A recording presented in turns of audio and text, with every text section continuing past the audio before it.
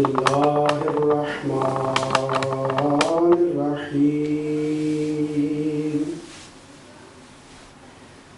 الحمد لله رب العالمين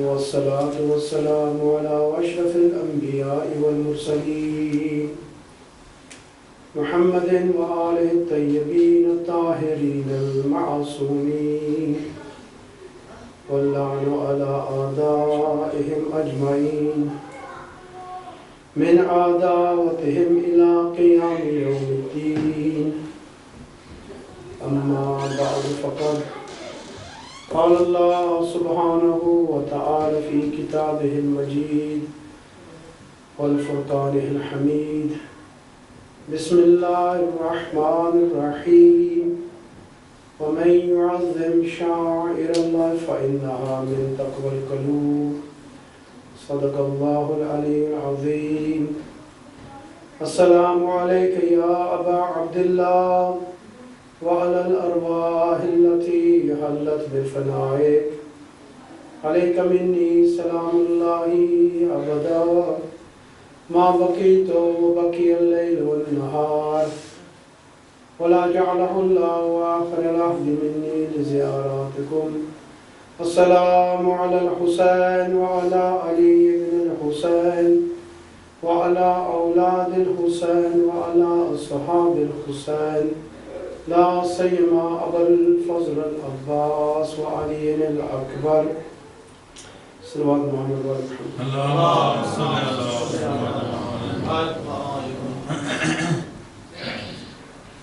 This is the hadith from Rasulullah sallallahu alaihi wasallam. It says, "Man baqaw al-Hussain, aw abqa, aw tabaqa, wajibat lahu al-Jannah." Which means, anybody who cries for Imam Hussain Islam or makes other people cry or makes a face as though he is crying. He is not crying, but he has a face as though he is crying. Wajibat lahul Jannah. Allah has made Jannat obligatory upon him. And I said that we can understand if we cry and the value of the tears that we create in the eyes of Allah subhanahu wa ta'ala, they have great merit, they have great status, they are elevated to the level that if one drop of this tear which is shed in the memory of Imam Hussain Islam, it is enough to extinguish the whole of the fire of Jahannam. It can extinguish the fire of Jahannam as though that the fire never existed. The next or the last part of this hadith is tabaka. Tabaka is not crying or making others cry. It is just making a face as though you are crying. So the people who cannot cry, these days of Muharram are so important that if you cannot cry, at least act as though you are crying. For even this act, even this fi'l, this action of looking as though that you're crying, Allah says, I will make Jannah obligatory upon you. Also, another hadith which says, "Inna liqatl al-Hussain hararatun fi qulub al-mu'minin la tabradu abadan."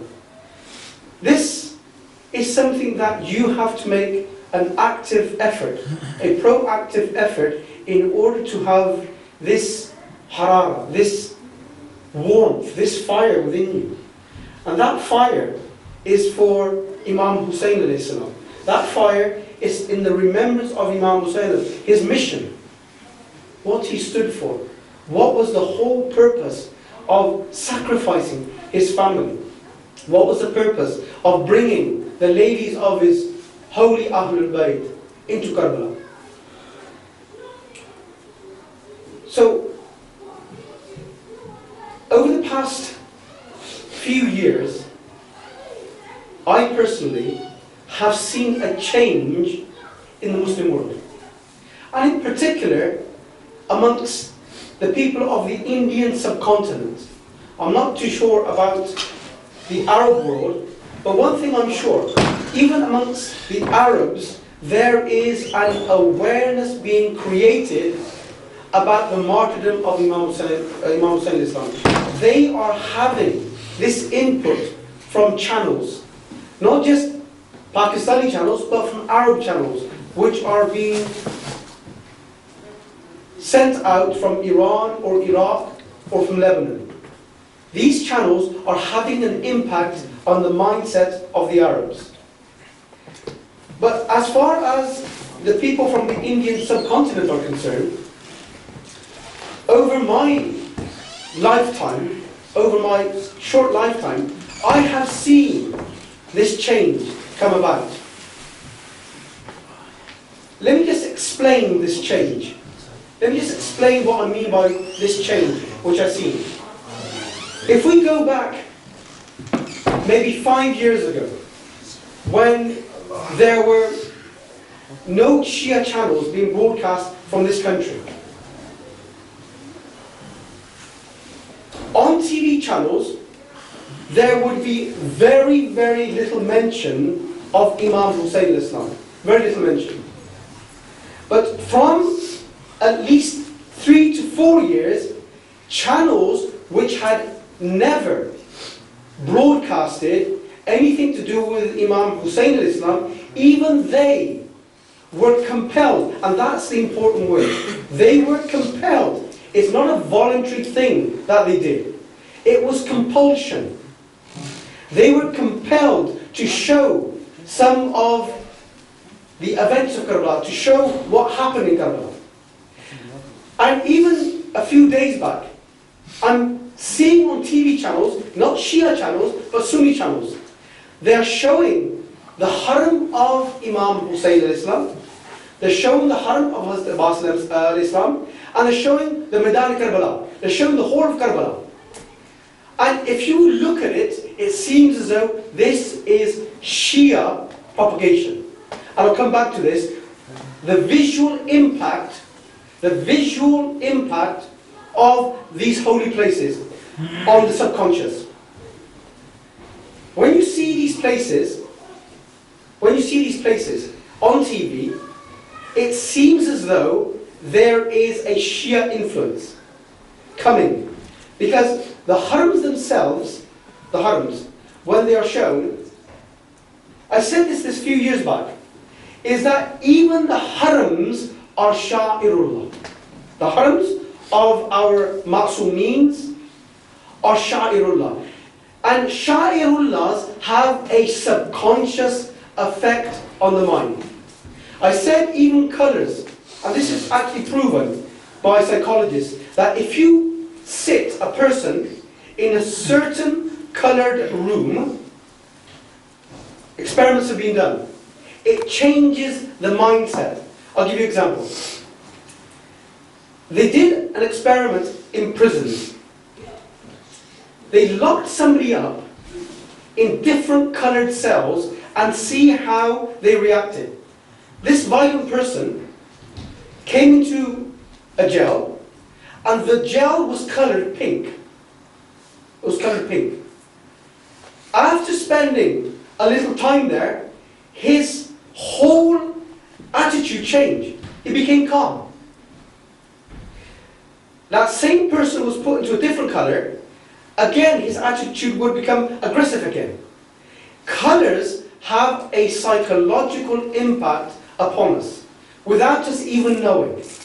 The same way, when these people who are now, the viewers now, I'm not talking about the broadcasters, but the viewers. When the viewers who are non-Shias are watching these programs, for they are compelled, the broadcasters, to show these pictures, because that's what the demand is. People are asking the broadcasters, why is it that you do not talk about Karbala? Why is it that you do not talk about Imam Hussain Islam? His sacrifice, this is the default position of Muslims who do not have this animosity towards the Ahlul Bayt. There is a default position, and that default position is that what happened to Imam Hussain? Why did Imam Hussain make this sacrifice? That is the default mind position. The position of asking questions. For the mind asks questions. Why did the grandson of the Prophet sacrifice himself, his family members, and have his ladies taken captive? There must be a great reason behind that. And they're not told that. So they compelled and send emails and send letters to the broadcasters to find out why there is no mention about Karbala. When on the other hand, there are other channels, I mean the Shia channels, who are continuously showing this, talking about this. Why do you not do the same? So they are compelled. However, the compulsion doesn't lie with the viewers. Okay, people write in, but the general public does not write in. A few people. They have to listen to them. So they change the format of their programs during Muharram. They show Karbala, they show the Harams.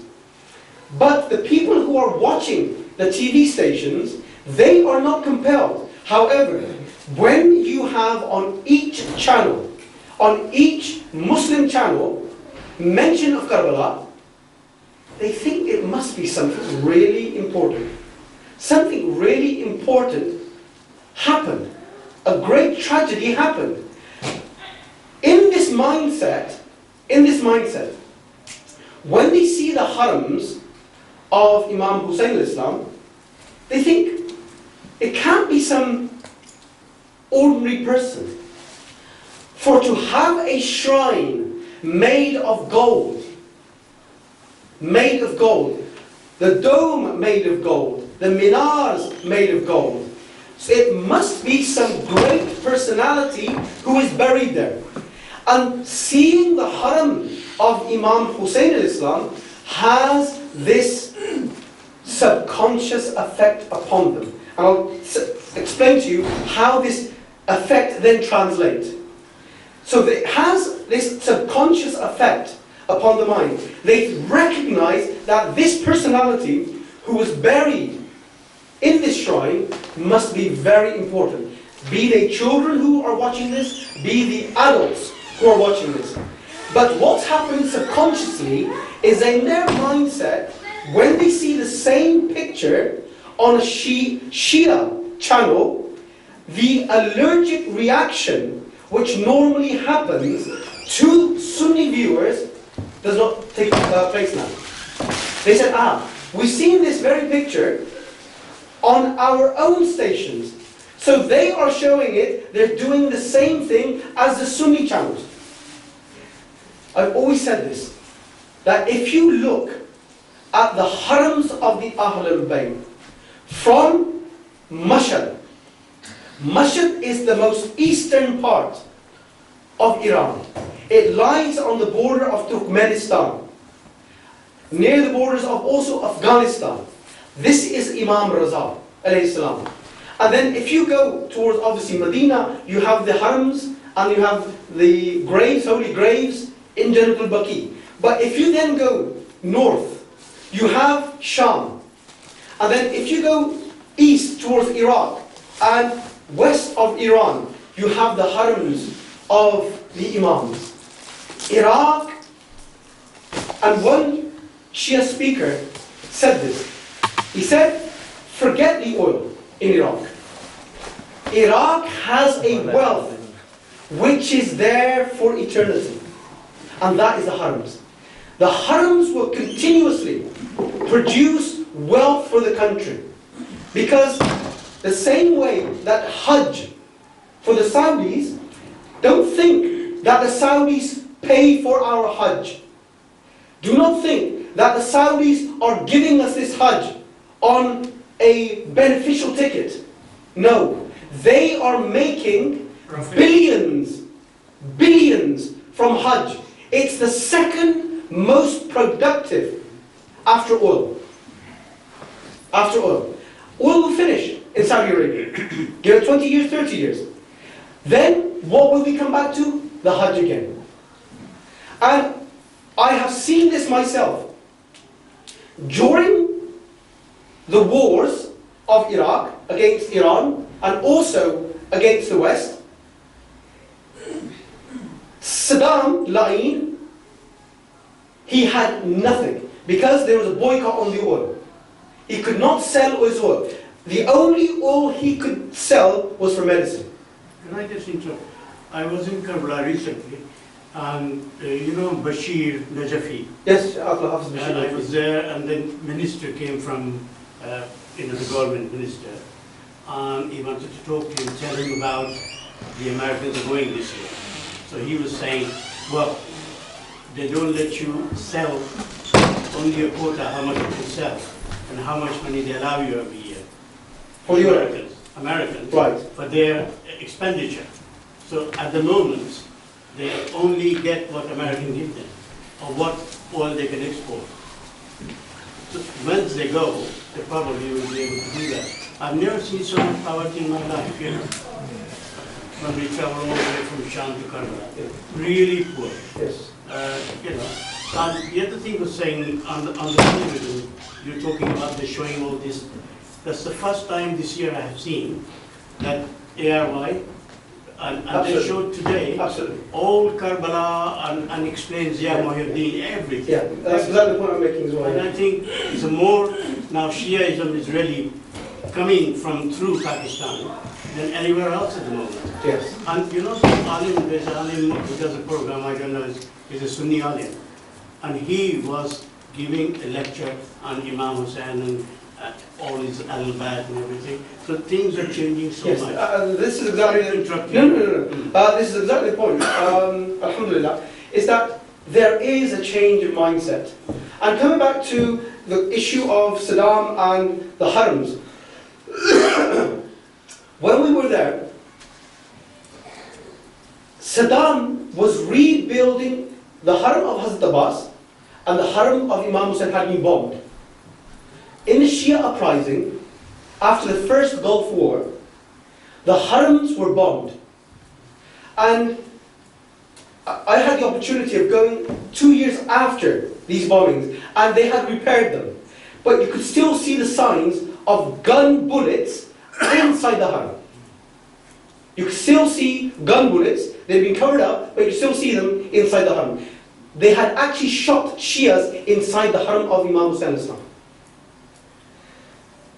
So during this uprising, many harams were destroyed.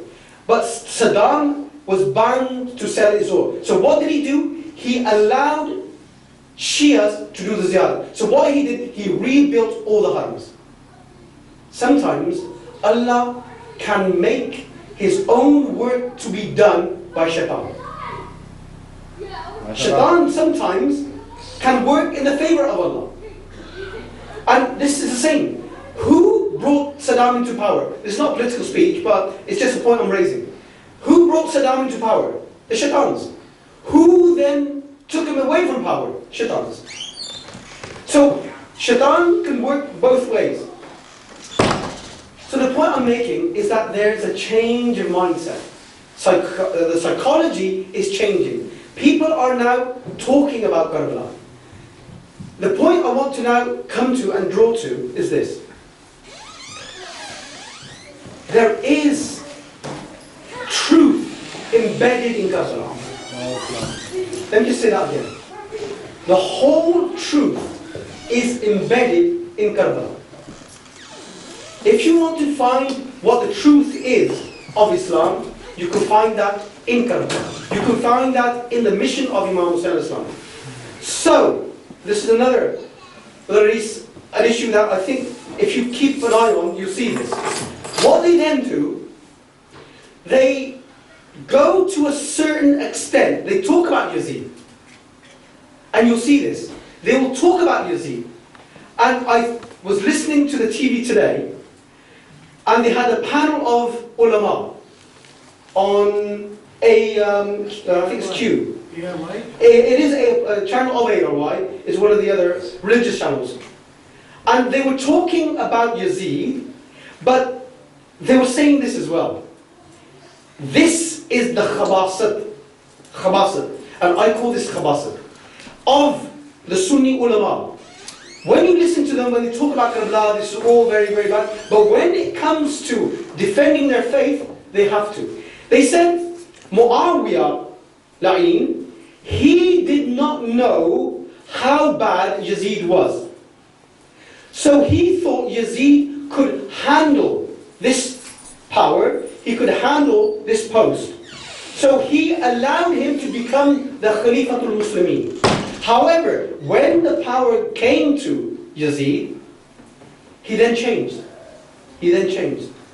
And so we have to say, and these were the words, he said, we have to say that he made an ijtihadi khata in appointing Yazid ibn Muawiyah.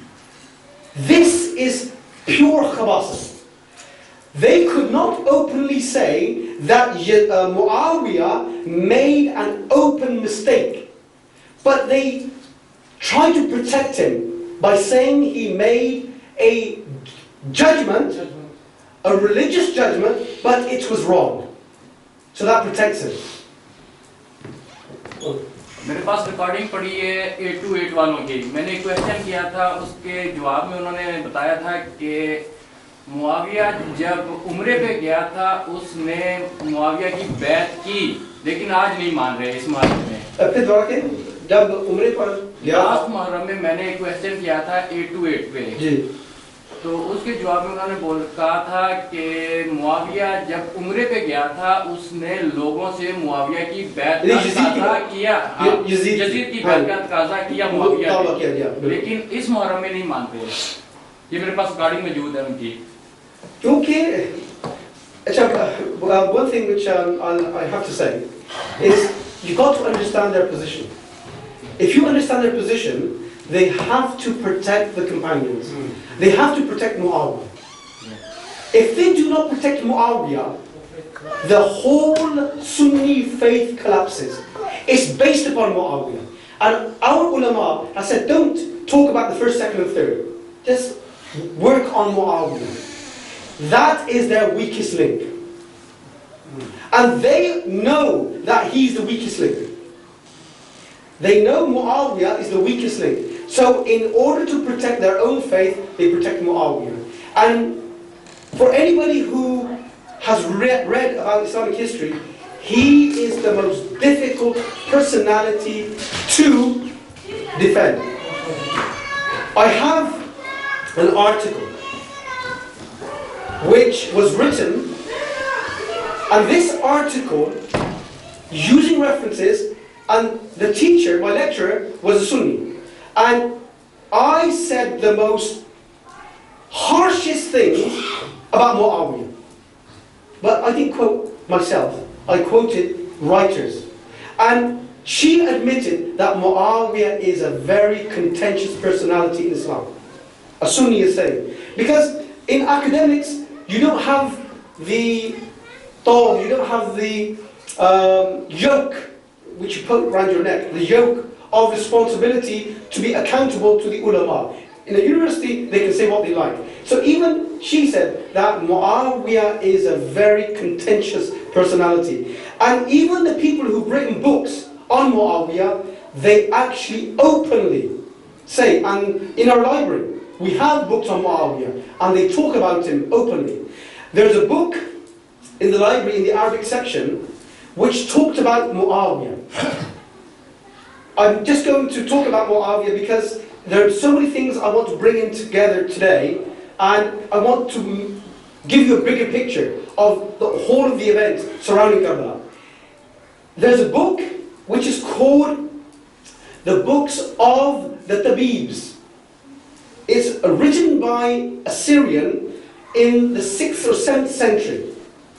And in this book, under the name of Ibn Uthal, that's the name, Ibn Uthal.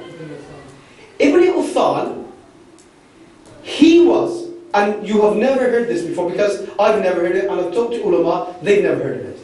In this book, it talks about Ibn Uthal. It talks about different tabib, different practitioners in Islam, great practitioners who did great services for Islam and for medicine. And Ibn Uthal was one of the physicians of Muawiyah. He was who? The physician of Muawiyah.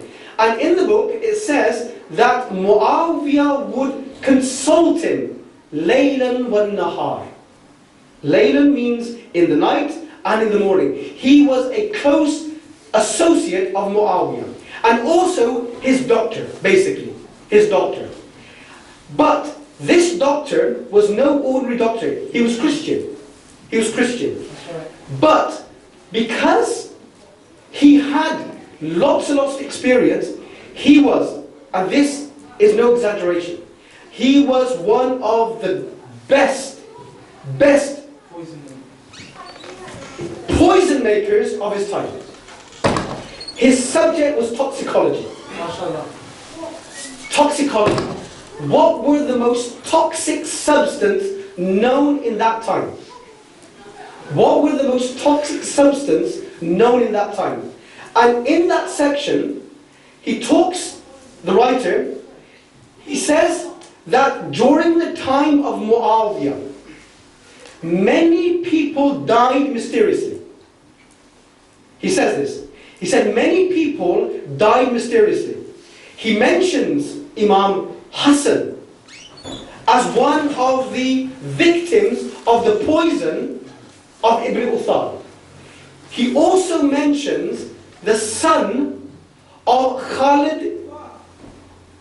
He also mentions actually Khalid ibn Walid. Khalid ibn Walid also was poisoned by Muawiyah.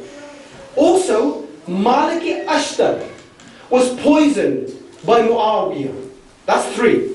And he says many other people were poisoned in the time of Muawiyah, mysteriously. I mean, you have a chapter in a book, and it talks about Ibn Uthal, and under that chapter, you have a list of the people who died. What does that tell you? They were all killed by Muawiyah. Also, one thing I want you to, brothers, you will not have heard this before. You've heard that Abdurrahman ibn Muljam had a sword, and this sword was called Safi Hindi. It was an Indian sword. And this sword was actually put into poison. You know this. It was put into poison. The question is, where did Abdurrahman ibn Muljam get the poison from? This poison was delivered from Sham. This was the poison that killed Imam Ali as well. So Muawiyah is a contentious personality. To us, he is La'in ibn La'in. But for the Sunnis, he is the one who gave him the concept of Jama'at. Let me just finish. Ahl al-Sunnah wal Jama'at. This Jama'at is something with Muawiyah given. He is the founder of the Ahl al-Sunnah wal Jama'at. Let's try to have a question. Who can the Chotia be? Again, yes. What is the background of this? So then, if you come to the channel, then Sunni brothers find out exactly what Muawiyah was. Okay, I'll take this on as well. You just said. Brother Shahid is asking a question. When he says Chotia, we don't have to openly say what he means by that. Brother Shahid is asking, how was al-Mu'mineen Aisha killed? How did she die? The story is slightly long because I need to give you some background to this. Today I might take up a bit extra time, but there are a few things that I want to say, which I have written down, I need to say, and some of the issues which are related to this. Because Maulana said, Manzoor, you can have as much time as you want, and then because it's going to be a long night, we're going to stay here, so at least we can have this exchange of ideas, so you can ask questions. If I have the ability, I'll try to answer them. There came a time in Aisha's life. Aisha, she was the enemy of the Ahlul Bayt. And she was so bitter towards Mullah Ali that when she used to remember Mullah Ali, she could not even bear saying his name. Yesterday you heard Maulana, when we were talking about Battle of Jamal, she said, Yabna Abi Talib. She didn't even say Ali ibn Abi Talib, Yabna Abi Talib. Yabna Abi Talib. She could not bear saying Ali. And there's another hadith in Bukhari which talks about Rasulullah coming into the masjid. Rasulullah coming to the masjid when he was ill. Aisha narrates this. She said, I seen Abbas, that's the uncle of Mullah Ali, and the brother of Abdullah, meaning the uncle of Mullah Ali and the uncle of Rasulullah. She says, I seen Abbas and another person bringing Rasulullah into the masjid. When the listener hears this, he asks the obvious question. Who was the other person? And the narrator says, it was Ali. Aisha could not bear saying the name of Ali. However, she fought against Mullah Ali in Jamal. She had this open hatred towards the Ahlul Bayt. And there's so many things that she did. I'm not going to go into them. But there's a couple of points which are important to understand why she was killed the way she was killed. Abdul Rahman ibn Abi Bakr. He is the son of Abu Bakr. He was also killed by Muawiyah. He was also poisoned by Muawiyah. Also, Muhammad ibn Abi Bakr was also killed by the orders of Muawiyah. Now the attitude of Aisha is changing towards Muawiyah. He is in power, Muawiyah, in Sham. She is in Medina. And in a book I was reading, it was said that if she was young in the year of when these events happened, she would have again taken on the camel again and fought Muawiyah. This was the change. And when Hujr ibn Ali was killed, she sent a letter saying, I curse you, Muawiyah, for killing such a pious person. These killings in the time of Muawiyah, they were being noticed by Aisha. Her brother had been killed, Muhammad ibn Abi Bakr. Abdul Rahman ibn Abi Bakr, he was also poisoned in Makkah. So what Aisha was now doing, and this also, Tahir al-Qadri and many Sunni ulama have said this. They said, look, if Aisha hated the Ahlul Bayt so much, then why are there hadiths in praise of the Ahlul Bayt? And this is true. Aisha has narrated hadiths in praise of Imam Ali, of Fatima Zahra sallallahu alayha, of Imam Hussain and Imam Hussain, and the Ahlul Bayt. That is admitted. The question is, how did the hatred change into love? Was it love? No. It's a political statement she was making. The statement was this. She had no power. Aisha had no power at that time. For Muawiyah controlled everything. The only way that on the one hand, Muawiyah and his cronies were cursing the Ahlul Bayt. This is very important. Muawiyah and his cronies were cursing the Ahlul Bayt. So when you have an action, in order to neutralize that action, you have a reaction. So the reaction was, she started using propaganda. And that propaganda was to do the fazail and narrate the fazail of the Ahlul Bayt. So this was a political statement. Now Muawiyah knew what she was doing. Muawiyah knew this. So he got rid of Imam Hussain, Abdurrahman ibn Abi Bakr, all the top people, even Khalid ibn Walid. He got rid of all of these people. After getting rid of this, he had one problem left, and that was Aisha. That was Aisha. She was openly propagating the message of the Ahlul Bayt. She was openly praising the Ahlul Bayt. And on the other hand, his governors were openly cursing the Ahlul Bayt. So when Muawiyah realized this, he had to do something. And he is a master of trickery. And he then invited her.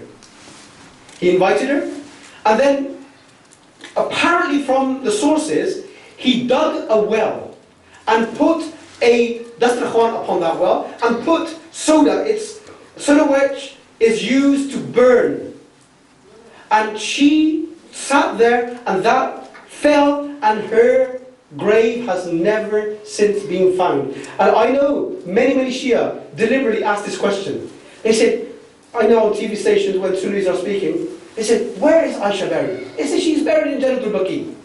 And that is not true. Nobody knows where she is. Nobody knows. So that's in question. Sorry? Her father. Who was her father? Abu Bakr.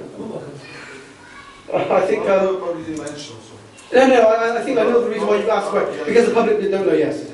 I mean, Aisha's father is Abu Bakr, the first... Why did she hate Alba so much? Oh, there's many reasons. One or two children.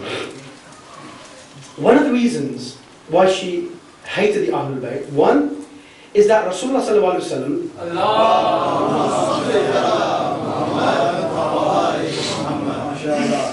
one of the reasons is that Rasulullah, and this is mentioned in Bukhari, in this tradition it says, whenever I wanted to please Rasulullah, I used to say something good about Khadijatul Kubra. So it was a way of getting favor from Rasulullah. But otherwise, she used to say, Ya Rasulullah, you have so many good wives. Why do you mention this old lady? And Rasulullah used to say, she is the love of my heart. She was the love of Rasulullah. And I think we can never understand how much love Rasulullah had for Khadijatul Kubra. And sometimes when you look at the life and then you see Rasulullah showing so much love for Sayyidah Fatima Zahra, this love which a man has for his daughter, for his past wife, it does affect women. And you have to bear in mind, Aisha was a very young lady when she was married. So she had this enmity towards the Prophet's family, and also Mawla Ali as well. Because Mawla Ali was always favoured amongst all the different companions. So even that played on her. And on the other hand, you have to bear in mind that she was looking towards her father to be that most important person in the life of Rasulullah. But he wasn't. And Sunnis obviously say that Abu Bakr was the most important man in the life of Rasulullah, but that's not the case. If he was, then the whole history would be different. So these are just a couple of reasons. And in the hall where they used to sit, the Fatima Zahra's Hujra, it's been narrated in some, I've heard this from an alim. He said, what she used to do, she used to have a hole in the wall to see Rasulullah and Fatima Zahra. She used to spy on them. She used to spy on them to see how Rasulullah is reacting and engaging with Sayyidah Fatima Zahra. So this hatred over time built up. So anyway, that's just quick glance over what they've just said. However, let me just go on to what my intention was for today. I said yesterday that I will talk about some of the reasons why the Sunnis say that the Shias killed Imam Hussain. They're the ones who sent the letters, and they're the ones who invited him, and they're the ones who killed him. The discussion is a lengthy discussion on this in order to understand all the different perspectives. I said yesterday that Mawla Ali was not considered by the people of Medina, to be the Imam Ma'soom in the same way that the Shias believe. They just regarded Imam Ali as a continuation of the Khilafat of the first, second and third. He just took power. And I said yesterday, Mawla Ali said, the Khilafat to me is of less importance than my one shoe. And in order to understand what Mawla Ali meant by this, is that you have to understand how they viewed Mawla Ali's Khilafat. They did not consider Mawla Ali as the Khalifatahu bila fasl. All it was is a continuation of the Khilafat system. I miss out many points. Couple of points which are important. One, Mawla Ali shifted his capital from Medina to Kufa. There's a reason behind that, but that's going to be missed. What I want you to now understand, when Mawla Ali went to Kufa, in Kufa, Mawla Ali tried to stop the Tarawih prayers. Mawla Ali tried to stop the Tarawih in Kufa, Masjid Kufa. The people of Kufa said, "Hi, Sunnat Umar. This is the Sunnat of Umar that you are asking us to abandon. We can't do this." My question is, if the whole of Kufa was Shia, in the sense whatever Imam Ali says, you have to obey, they would have obeyed this command of not reading Tarawih. But they didn't. They kept reading Tarawih. And personally, I have had exchanges with Sunni ulama on this. And do you know what they said? They said this to me. They said, "Manzoor, you talk about this issue, but Kufa, the city of Mawla Ali, you have people reading Tarawih." And do you know what they concluded from that? They concluded that Mawla Ali was also reading Tarawih. And I've had two different ulama say this to me. They said Mawla Ali was also reading Tarawih. Why don't you Shias read Tarawih? Mawla Ali could not stop these people from reading Tarawih. The history is long, lengthy. Couple of other issues. Mawla Kufa, city of Kufa, is in Iraq. You've been to Kufa, yes? Kufa is an Iraqi city. It wasn't made by the Ahlul Bayt. Go on, Brother Shah. Reading Tarawih or reading Tarawih by Jama'ah? That's the difference. Yes. Can you please? Reading Tarawih is no problem. But I'm not sure whether I'll go in this direction and then address, because there's lots of things I want to say as well. Anyway, quickly. In Shia fiqh, we have 1,000 rakats that we pray during Ramadan. We have 1,000 rakats that we have to pray. It's mustahab. It's something that we should all try to do, is read at least 1,000 rakats spread over 30 days. Okay? So you have, at the beginning, first 10 days, it gradually increases towards the end, the last ashra of Ramadan, Shahr Ramadan. So the concept of Nawafil in Shiaism exists. But this concept of Tarawih by Jama'at is some bid'ah which has been created by the second Khalifa. So this concept that Mawla Ali in Kufa could not stop this is important. Because their mindset was such that the sunnah of Umar ibn Khattab was so entrenched in their mind, engraved on their minds. Absolutely. But the point now is Kufa city. Kufa city was not created by Mullah Ali. It was created by the second Khalifa, Umar ibn Khattab, in the year 17th Hijri. In this year 17th Hijri, all that period, and it's a logical question.